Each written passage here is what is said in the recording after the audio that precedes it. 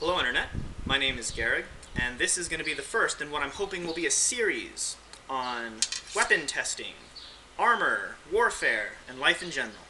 And this first video is going to be the first of several videos testing Bronze Age weapons, and in particular Bronze Age swords.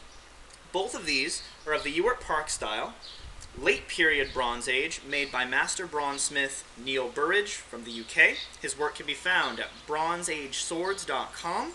He's an absolute master of his craft, and I highly recommend you take a look if you have any interest in historical weaponry, and in particular, Bronze Age and other early age weaponry.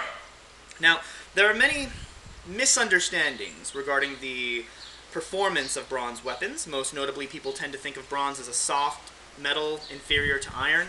And while it is true that quality steels can surpass the performance of bronze, bronze itself surpasses the performance of iron, and also several lower quality steels. The reason, of course, for the transfer from the Iron Age to the Bronze Age relates to the fact that bronze is just more expensive. It's made of rare tin, which has to come from very specific places, and copper, which is money. So that's the reasoning there, and I'm hoping to some degree prove that by testing it on this chicken here as our first test, and then there will be tests against multiple chickens, pork, and then ideally later armored stuff as well. So a few words about the design. It is a leaf-bladed sword, which is excellent in terms of its hacking ability, as well as has an excellent thrusting tip as well. The handle also may look a little small to people, but I have found that as many people who would do one-handed swordsmanship, that at the end of a blow, you tighten your hand, which adds a great deal of extra force, speed, and momentum to a blow.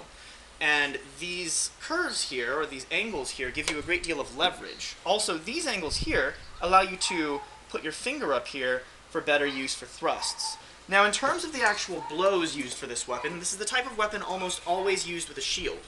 So you'd fight usually from here. Some people are a fan of this, some people here, here, here, but in general, this is a really good, convenient place to fight from. You're guarding your head from thrusts, as well as offside blows, which we'll get into later. Your sword hand is behind your shield, but still in front of your face, so that it can intercept blows. The commonly used blows are going to be onside blows, which are going to be thrown in general from the hip. And then you come around this way, tighten your hand, and boom. You can do it with either leg forward, boom. If you miss, you go all the way around, come back, or you can cut your way back, but in general, all the way around, come back. Excellent. Alright, now these can be done from angles, like this. They can be done straight down, although if you miss, it's kind of awkward. You can do them low to the body, whichever the case may be. You can alter the angle, whatever makes it work.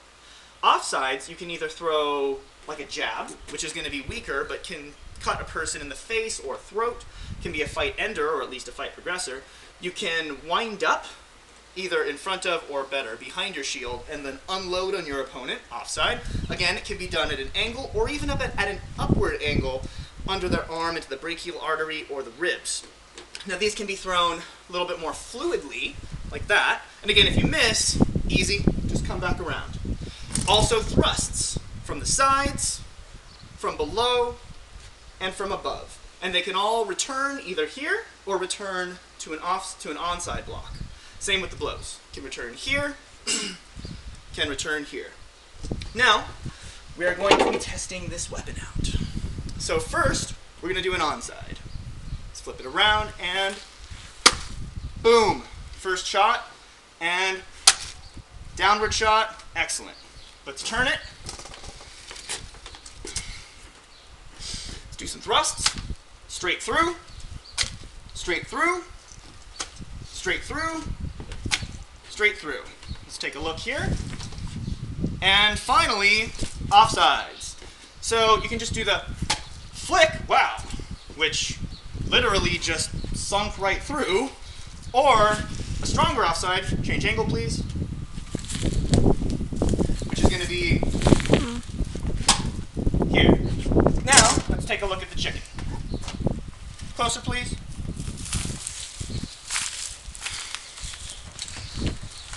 Yeah, so as you can see, these all sunk pretty deep into the target, in most cases very deep.